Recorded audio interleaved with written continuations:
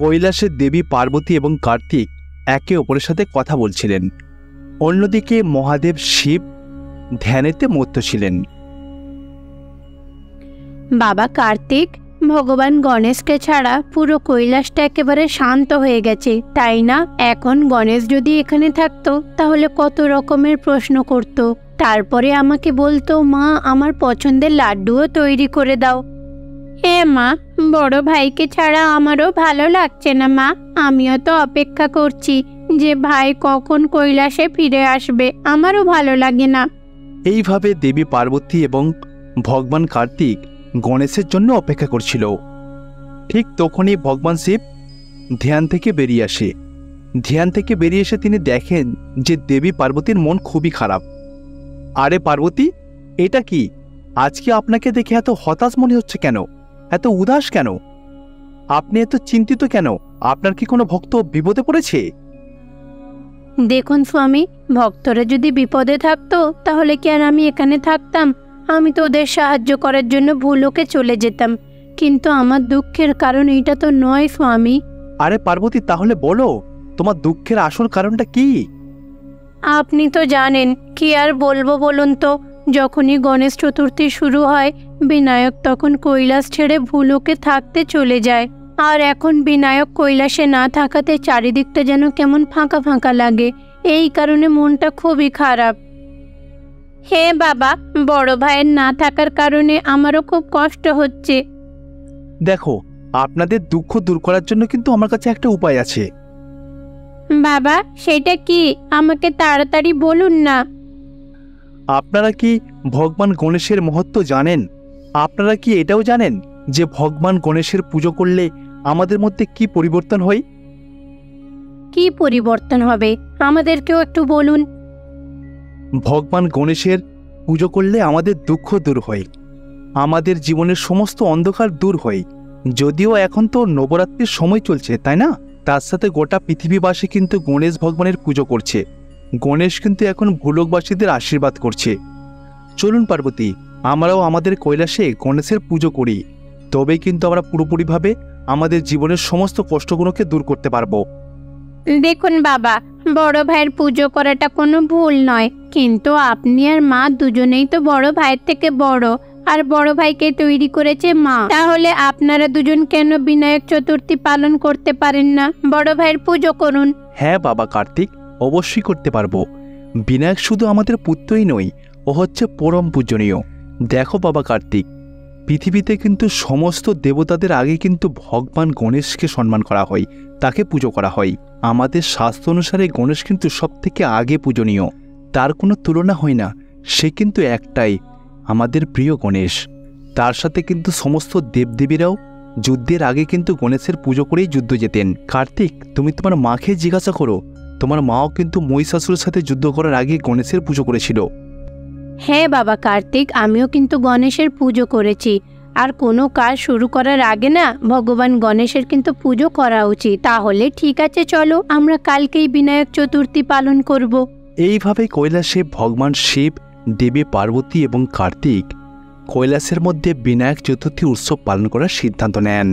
সবার আগে বিনায়ক চতুর্থী পালন করার জন্য ভগবান বিনায়কের একটা মূর্তি তৈরি করতে হবে। তার জন্য অনেক মাটির প্রয়োজন। চলো আগে মাটি জোগাড় করে মূর্তিটা তৈরি করে নিই। ঠিক আছে মা, তাহলে চলুন গিয়ে তৈরি করি। তারপর দেবী পার্বতী এবং ভগবান কার্তিক মাটি আনতে গেল। মাটিতে কিছুটা জল মেশালো, কাদা মাটি দিয়ে ভগবান গণেশের আকৃতিতে একটা মূর্তি তৈরি করলো। হঠাৎ করেই দেবী পার্বতী খুব জোরে হেসে উঠল। মা, আপনি হাসছেন কেন? আমার তৈরি মূর্তিটা ভালো হয়নি বলে? না না বাবা, আমি এইটা দেখে হাসিনি। আমার হাসার পেছনে কিন্তু অন্য একটা কারণ আছে। কারণ প্রথমবার আমি গণেশকে হলুদ দিয়ে তৈরি করেছিলাম, আর এখন দেখো মাটি দিয়ে তাকে তৈরি করছি। সেই কারণেই আমি হাসছি যে এতদিন পরে আবার সুযোগ পেলাম গণেশের একটা মূর্তি তৈরি করার। এইভাবেই দেবী পার্বতী এবং ভগবান কার্তিক গণেশের খুব সুন্দর একটা মূর্তি তৈরি করল। তারপর সেই মূর্তিকে রোদ্দুরেতে শুকোতে দিল। অন্যদিকে নন্দী গোটা কৈলাসকে খুব সুন্দর করে সাজিয়ে তুলছিলেন। নন্দী, সাজগোজের কাজ কতদূর এগোলো গো? আজকের মধ্যেই পুরো কৈলাসটা সুন্দর করে সাজানো হবে তো? হ্যাঁ দেবীমা, এই তো হয়ে এসেছে। আমি সকাল থেকে সমস্ত কৈলাস পরিষ্কার করেছি। তারপর সমস্ত জায়গাতে গোটা ফুল এবং পাতা দিয়ে সেগুলোকে সাজিয়ে তুলছি। কালকেই তো গণেশের পুজো, কিন্তু বিশেষ পুজো করার জন্য যে কাগজ সেটাই আমি খুঁজে পাচ্ছি না। ও হ্যাঁ, তো আমি তো এই বিষয়টা ভুলেই গেছি। ঠিক আছে, তুমি চিন্তা করো না, আমি এক্ষুনি পুজোর জন্য কাগজ এনে দিচ্ছি। এই কথা বলে দেবী পার্বতী কার্তিককে সঙ্গে নিয়ে পৃথিবীতে চলে গেলেন ওই পুজো করার জন্য বিশেষ কাগজ আনতে। ভূলোকে গিয়ে তারা কিছুটা দূরে যাবার পথেই ভগবান শিবের সাথে তাদের দেখা হয়ে গেল। আরে পার্বতী, আরে কার্তিক, আপনারা এখানে কি করছেন? আরে স্বামী, বিনায়ক পুজোর জন্য কিছু আবশ্যিক কাগজের প্রয়োজন, সেটাই নিতে এলাম। আরে পার্বতী, ওই কাগজ তো আমি নিয়ে নিয়েছি। পুজোর জন্য যত রকমের সামগ্রী, ওই কাগজ আমি এই ব্যাগের মধ্যে নিয়ে নিয়েছি। চলো এইবার আমরা কৈলাসে রওনা দিই।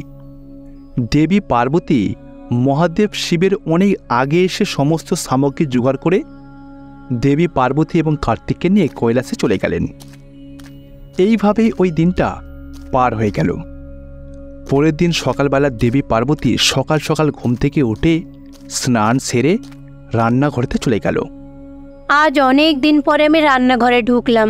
এখন যদি গণেশ এখানে থাকতো তাহলে আমাকে সবসময় রান্নাঘরেই রেখে দিত, বলতো মা এটা তৈরি করে দাও, ওইটা তৈরি করে দাও, আমি খাবো। কিন্তু এখন গণেশ নেই বলে আমি রান্নাঘরে আসাও বন্ধ করে দিয়েছি। কিন্তু আজ আমি নিজের হাতে ওর পছন্দের সমস্ত খাবার তৈরি করব, যেগুলো ও ভালোবাসে। এই কথা বলে দেবী পার্বতী বিনায়কের জন্য নানা রকমের মিষ্টি তৈরি করতে লাগলো, যেমন কি মতিচুরের লাড্ডু, রসগোল্লা, চমচম, নাড়ু। এই সমস্ত মিষ্টিগুলো কিন্তু ভগবান গণেশ খুবই ভক্তি করে খেতে পছন্দ করেন। তারপর কার্তিক স্নান সেরে তার মায়ের কাছে রান্নাঘরেতে চলে এলো। মা, তুমি কি করছো? বাবা কার্তিক, আমি তো পুজোর জন্য প্রসাদ তৈরি করছি। যেগুলো গণেশের পছন্দ আমি সেইগুলোই তৈরি করছি। মা, তুমি এত কাজ একা হাতে করতে পারবে না, দাঁড়াও আমি তোমার কাজে সাহায্য করব। বাবা কার্তিক, তুমি তো সবসময় আমাকে রান্নাঘরে সাহায্য করো, সেটার জন্য কিন্তু আমি অনেক খুশি। কিন্তু আমি চাই আজকে আমি নিজে একা হাতেই সব প্রসাদগুলো তৈরি করব। তুমি যাও বাবা, পুজোর কাজ কত দূর এগোলো সেইগুলো দেখো তো। সব কিছুর ব্যবস্থা ঠিকঠাক হয়েছে কিনা তুমি ওই দিকে যাও, আমি এই দিকটা সামলে নেব। ঠিক আছে বাবা? দেবী পার্বতীর এইরকম কথা শুনে কার্তিক রান্নাঘর থেকে বাইরে চলে গেল।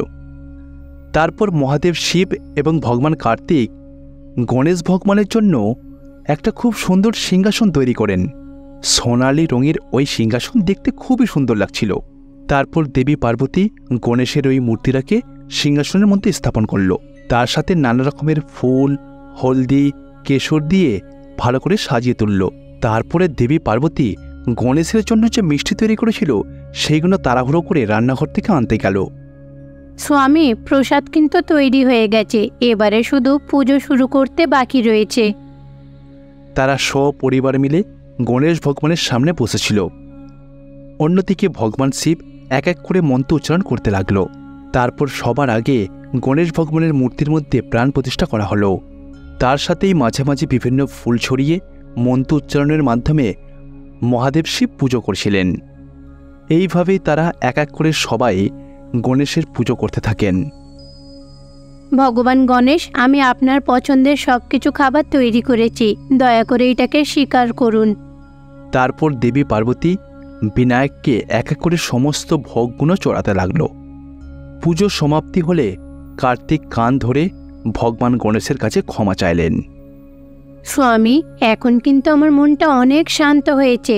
আপনি কিন্তু ঠিকই বলতেন, যারা ভগবান গণেশের পুজো করে তাদের মনে কিন্তু অশান্তির জন্য কোনো জায়গা হয় না। ঠিকই বলেছিলেন। মা, আমার খুব জোরে খিদে পেয়েছে, তাড়াতাড়ি প্রসাদ দিন না।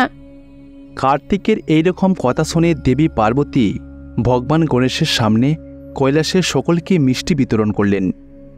মা, এর আগেও তো আপনি অনেকবার লাড্ডু তৈরি করেছেন, কিন্তু এবারের লাড্ডুর স্বাদ কিন্তু একেবারে অদ্ভুত ছিল মা। হ্যাঁ বাবা কার্তিক, আমরা আজকে গণেশ ভগবানের পুজো করেছি তাই না?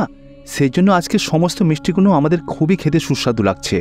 এইভাবেই তারা সপরিবার মিলে খুবই আনন্দের সাথে কৈলাসে বিনায়ক চতুর্থীর উৎসব পালন করলেন। তার সাথে দেবী পার্বতীরও কষ্টের নিবারণ হলো। এক গ্রামেতে রামু নামের একজন কৃষক থাকতেন। তিনি কিন্তু ভগবান শিবের পরম ভক্ত ছিলেন। প্রত্যেক দিন তিনি সকালে উঠে ভগবান শিবের পুজো করতেন। রামু একদিন ওই গ্রামে থাকা এক ধনী ব্যক্তির কাছ থেকে কিছু টাকা ধার নেন। রামু কিন্তু তার ঋণের টাকা শোধ করার জন্য চাষের জমিতে কঠোর পরিশ্রমও করতেন। রামুর স্ত্রীর নাম ছিল গৌরী। তাদের সোনু নামের একটা ছেলেও ছিল। আমার খুব মাথার যন্ত্রণা করছে, মাথার যন্ত্রণা আমি সহ্য করতে পারছি না। গৌরী, চাটা দিয়ে যাও, আবার আমাকে মাঠে যেতে হবে কাজে। আরে বাবা, কি হয়েছে তোমার? মাথা কেন ব্যথা করছে? তুমি এখন বাড়িতে আরাম করো। যখন তোমার মাথা ব্যথা ঠিক হয়ে যাবে তারপরে তুমি বাইরে যেও, ঠিক আছে? না বাবা, যতই কষ্ট হোক, যতই মাথা যন্ত্রণা করুক, আমাকে মাঠে যেতেই হবে বাবা। পরিশ্রম যদি না করি বাবা, তাহলে টাকা কোথা থেকে আসবে বল? তারপর আমি ওই রাঘবের কাছ থেকে ঋণ নিয়েছি। ও ঋণ না শোধ করলে ও এমন টাইপের লোক ঝামেলা সৃষ্টি করবে। খানিকক্ষণ বাদে তার স্ত্রীর হাতে চা খাওয়ার পরে রামু চাষের জমিতে কাজ করার জন্য বেরিয়ে পড়েন। ধনী ব্যক্তি হওয়া সত্ত্বেও রাঘববাবুর কিন্তু অনেক লোভ ছিল। তিনি কিন্তু লোকেদের টাকা ধার দিতেন আর অনেক বেশি করে সুদ নিতেন। আর কেউ যদি ঋণের টাকা শোধ করতে না পারত, তখন তিনি অনেক বড় ঝামেলা করতেন। আরে রামু, কোথায় যাচ্ছিস তুই? সুদের টাকাটা এই মাসে দিবি না? তোর কি মনে থাকে না কিছুই? বারবার আমিই তোকে মনে করিয়ে দেবো। তোদের দরকারের সময় টাকা ধার দিয়ে উপকারও করব, আর টাকা আমাকেই চাইতে আসতে হবে, তাই না? এসব চলবে না কিন্তু। দেখুন বাবু, বাড়ির কিছু সমস্যার কারণে আপনার এই মাসের টাকাটা দিতে পারিনি। বাবু, দয়া করে আমাকে আরও কিছুদিন সময় দিন। আমি কথা দিচ্ছি বাকি টাকা আপনার বাড়িতে দিয়ে আসবো। তুমি যে টাকা ধার নিয়েছো সেটা কতদিন ধরে শোধ করতে চাইছো? আমার কিন্তু টাকার খুব দরকার। আমার ছেলেকে বিদেশে পড়তে পাঠাচ্ছি, অনেকগুলো টাকার দরকার, বুঝেছো? যারা আমার কাছ থেকে টাকা ধার নিয়েছে তাদের সকলের কাছ থেকে কিন্তু আমি টাকা কালেক্ট করছি। আমার সব টাকা কিন্তু তোমাকে এখনই দিতে হবে। আরে বাবু, আমি এখন আপনাকে সুদের টাকাটা দিতে পারি, কিন্তু আপনি যদি পুরো টাকাটা এখনই দিতে বলেন, আমি কোথা থেকে পাবো বলুন? তুমি কোথা থেকে পাবে, কোথা থেকে আনবে, ওইসব কিছু আমি দেখতে চাই না। আমার বকেয়া যে 3 লাখ টাকা রয়েছে, আমি দুদিনের মধ্যে যদি না পাই, তোমার জমি কিন্তু আমি কবজা করে নেব। এই রকম বলে রাঘববাবু তো সেখান থেকে চলে যান। এইটা শুনে রামু কিন্তু মনে মনে খুব কষ্ট পেলেন। সারা দিন বেচারা কঠোর পরিশ্রম করে জমিতে কাজবাজ করেন, তারপরে সন্ধেবেলায় বাড়ি ফেরেন। বাবা, তোমায় এত ক্লান্ত দেখাচ্ছে কেন? তোমার কি মাথা ব্যথা এখনো কমেনি? না রে বাবা, মাথা যন্ত্রণা কমেনি, আরও বেড়ে গেছে। কি ব্যাপার গো, তোমার এত মন খারাপ কেন? কি হয়েছে বলো না। আরে গৌরী, তোমাকে কি আর বলবো, জমিতে যখন কাজ করছিলাম তখন রাঘববাবু এসেছিল। আমি ভাবলাম হয়তো সুদের টাকা নিতে এসেছে, কিন্তু আমি যে টাকা ধার নিয়েছি সমস্ত টাকাগুলো সে এখনই চাইছে। একসাথে এতগুলো টাকা আমি এখনই কিভাবে পরিশোধ করবো তুমিই বলো। বাবা, তুমি এসব কি বলছো? কি, এটা কিন্তু ঠিক না। উনি তোমায় টাকা ধার দিয়েছেন ঠিক আছে, অন্তত 2 মাস সময় দিক টাকা শোধ করার। 2 দিনের মধ্যে কোথায় থেকে পাবে বলো? রাঘব কিন্তু এই নিয়মটা আমাকে এর আগে কখনোই বলেনি। এমনিতে লোকটা মস্তান টাইপের লোক। আমি যদি না 2 দিনের মধ্যে টাকা শোধ করতে পারি, আমার জমিটাকে ও কবজা করে নেবে বলেছে। এইভাবে রামু জমিতে যা ঘটেছিল সবকিছু তার পরিবারকে জানালেন। এই সব কিছু শুনে গৌরীও খুব কষ্ট পেল। সে তখন তার চেনা জানা লোকের বাড়িতে গেল যদি কিছু টাকা পাওয়া যায়, কিন্তু কেউ তাদেরকে টাকা দেওয়ার জন্য রাজি হলো না। পরের দিন সকালে সোনু তার বাড়িতে বসে কান্নাকাটি করছিল। আরে সোনু বাবা, কি হয়েছে? তুমি কাঁদছো কেন? আর তুমি না স্কুলে গেছিলে, এত তাড়াতাড়ি ফিরে এলে কি করে? মা, আমার স্কুলের মাইনেটা তো দেওয়া হয়নি, তার জন্য আমাকে স্কুলে পরীক্ষায় বসতে দেয়নি। আমাকে স্কুল থেকে বাইরে বার করে দিয়েছে। আরে হ্যাঁ, আমার জীবনের সমস্ত সমস্যাগুলো আমাকে কেন একভাবে ঘিরে ধরছে কিছুই বুঝতে পারছি না। ঠিক তখনই রাঘববাবু রামুর বাড়িতে চলে আসেন। আরে কি হলো রামু, আমার টাকাটা আমি এখনো পেলাম না। দেখুন বাবু, আমি তো আপনাকে আগেই বলেছি যে আমি শুধুমাত্র আপনাকে সুদের টাকাটা দিতে পারবো, আসল টাকাটা দিতে পারবো না। আমাকে অন্তত আপনি 1 থেকে 2 মাসের সময় দিন, আমি আপনার টাকা শোধ করে দেব। দেখো, আমি তোমার এরকম নাটকবাজি কথা শুনতে চাই না। আমি শুধু সুদের টাকা নিয়ে কি করব? ওতে কিছু হয়? এমনিতেই তোমাকে অনেকটা সময় দিয়েছি, আর আমি কোনো সময় দিতে পারবো না। আমি জানি তুমি টাকা শোধ করতে পারবে না, সেই জন্য আমি চিন্তা করে নিয়েছি তোমার এই জমিটা আমি কবজা করে নেব। এই রকম বলে রাঘববাবু তখন জোর করে রামুর জমিটা দখল করে নিলেন। দেখুন বাবু, এই জমি ছাড়া আমার আর কোনো কিছুই নেই। আমি এটাতে চাষ করে আমার সংসার চালাই, 2 পয়সা রোজগার করি। দয়া করে বাবু এই জমিটাকে ছেড়ে দিন, আমি আপনার পায়ে পড়ছি, দয়া করে ছেড়ে দিন। কিন্তু রাঘববাবু তো রামুর কোনো কথাই শুনলেন না। তিনি জোর জবরদস্তি করে তার জমিটা দখল করে নিলেন। রামু এই সব কিছু কষ্ট সহ্য করতে না পেরে বিছানা শয্যা হয়ে পড়েন। এইদিকে রামু শরীরের এমন অবস্থা দেখে গৌরী আর সোনুও খুব কষ্ট পেল। আমি কখনোই চিন্তা করতে পারিনি যে এরকম পরিস্থিতি আসবে। আমার বাবা যে জমিটা আমাকে দিয়ে গেছিল, সেই জমিটাকেও আমি রক্ষা করতে পারলাম না। আমি পুরোপুরি বিছানায় শয্যাশয়ী হয়ে পড়েছি। আমি পুরোপুরি বেকার হয়ে গেছি। এমনকি আমার একমাত্র সন্তানকেও আমি টাকার অভাবের জন্য পড়াশোনা করাতে পারলাম না। সময় মতো যদি ফিসটা দিয়ে দিতাম, তাহলে শোনো, তোকে বাড়িতে এইভাবে বেকার বসে থাকতে হতো না। এর জন্য আমিই দায়ী বাবা। এই রকম বলে রামু কষ্ট পাচ্ছিল। গৌরী তার স্বামীর এই কষ্টগুলো দেখতে পারছিল না। সে তখন ছুটে ভগবান শিবের ছবির সামনে বসে প্রার্থনা করতে লাগলো। হে শিবজি, উনি তো কোনো দিন কারোর ক্ষতি করেনি, তাহলে ওনার সাথে এত বড় অন্যায় কেন হলো? উনি তো জেনে শুনে কাউকে দুঃখও দেয়নি, কিন্তু আমাদের এত দুঃখ পেতে হচ্ছে কেন? আপনি আমাদের দুঃখ কষ্ট দূর করে দিন। এইভাবে গৌরী ভগবানের কাছে প্রার্থনা করে। তখনই রামুর বন্ধু গিরি, সে তখন রামুর সাথে দেখা করার জন্য তার বাড়িতে এলেন। তোকে আমি ছোটবেলা থেকে দেখে আসছি, তুই কত চঞ্চল স্বভাবের, তুই কাজ ছাড়া কিছুই বুঝিস না, কিন্তু তুই এইরকম ভাবে বিছানায় পড়ে যাবি আমি কখনোই কল্পনা করতে পারিনি বন্ধু। আমার এইরকম অবস্থার জন্য আমার পরিস্থিতি দায়ী। আমার জীবনে বন্ধু এখন অনেক সমস্যা। আমার ওই চাষের জমিটাকে ফিরিয়ে আনতে হবে, আমার ছেলেকে আবারও স্কুল পাঠাতে হবে। দেখ বন্ধু, আমি এখানে এসেছি তোকে একটা প্রতিযোগিতার ব্যাপারে জানাতে। আমাদের গ্রাম কর্তৃপক্ষ একটা দৌড় প্রতিযোগিতার আয়োজন করেছে। এই প্রতিযোগিতাতে 10 কিলোমিটার দৌড়াতে হবে। যে প্রতিযোগিতায় প্রথম হবে সে 5 লাখ টাকা পুরস্কার পাবে। যদি তুই প্রতিযোগিতাতে অংশ নিস, তুই জিতেও যেতে পারিস। তুই তো ছোটবেলা থেকে খুব ভালোই দৌড়াস, তাই না? এইভাবে গিরি প্রতিযোগিতার ব্যাপারে বলে সেখান থেকে চলে যান।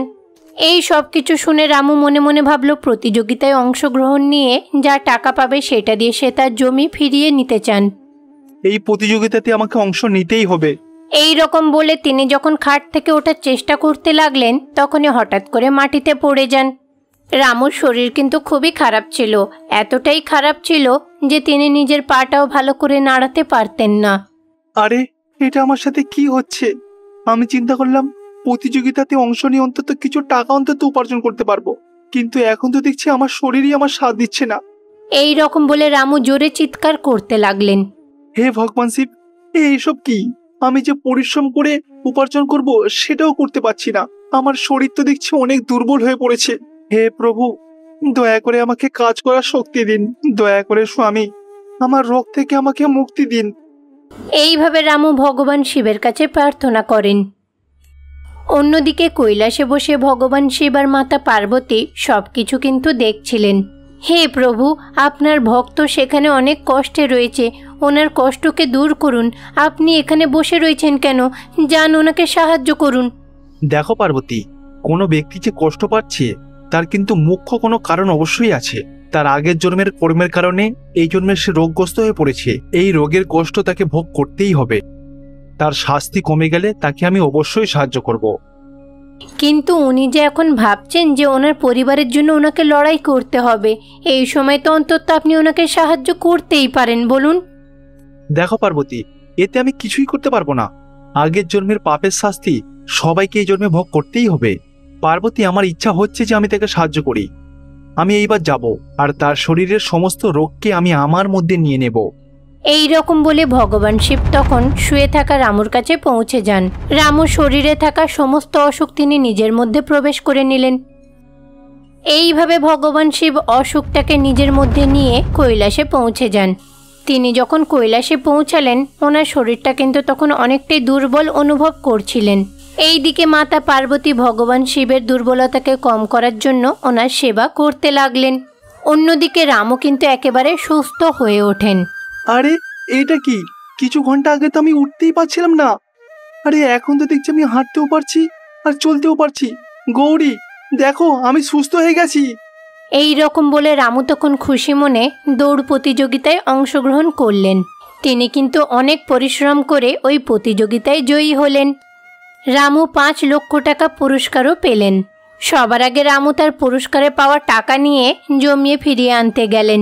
তার সাথে সাথে যেটুকু টাকা বেঁচেছিল সেই টাকা দিয়ে তার ছেলেকে ভালো করে লেখাপড়া শেখাতে লাগলেন। গৌরী, আমি এই প্রতিযোগিতা শুধুমাত্র ভগবান শিবের জন্যই জিতেছি। ভগবান শিব যদি না আমার পাশে থাকতো তাহলে আমি এখনো বিছানায় শয্যাশয়ী হয়ে পড়ে থাকতাম। অন্যদিকে কৈলাসে থাকা ভগবান শিবকে কিন্তু মাতা পার্বতীর সেবা যত্ন করে একদম ঠিক করে দিলেন। এইভাবে কৈলাসে থাকা মাতা পার্বতী আর ভগবান শিব কিন্তু অনেক প্রসন্ন হলেন।